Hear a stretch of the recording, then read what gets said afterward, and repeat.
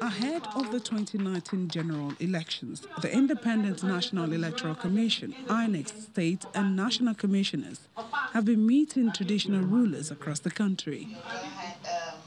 In C.River State, the traditional rulers are being encouraged to join forces with INEC to increase sensitization among their subjects in a bid to achieve a free and fair process. If they're bringing money to your community now, it is part of vote buying.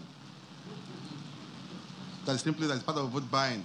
So please dissuade your subjects from collecting money from them, because if you collect money from somebody, you have a moral obligation to satisfy that person's request. I'm sure we all know it as fathers.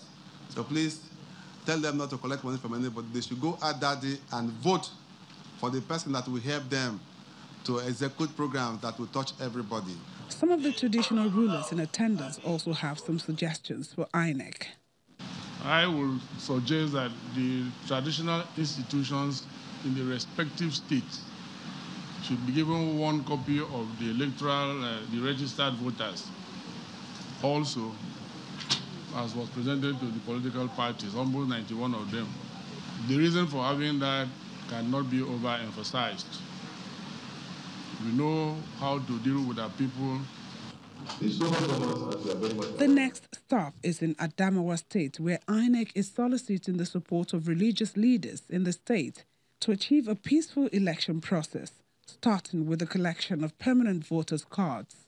The State Resident Electoral Commissioner explains that over 1.9 million eligible people registered for PVCs, but thousands are yet to be claimed. We have 435,000 permanent voters cards that have not been collected at various levels.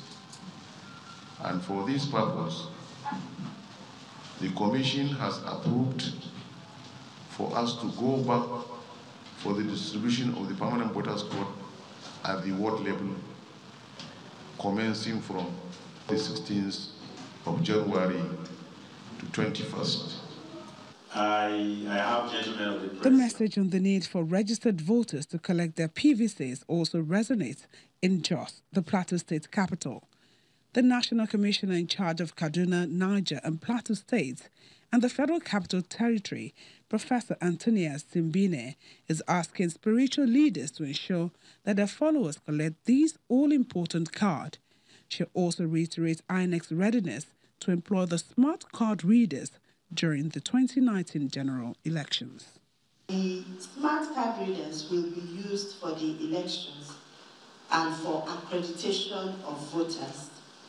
The function of the smart card reader during accreditation is to confirm, to verify, and to authenticate each voter. These interactive sessions by INEC are seen by participants as steps in the right direction. Many stakeholders, however, say there is still more to be done, especially in the area of continuous voter education.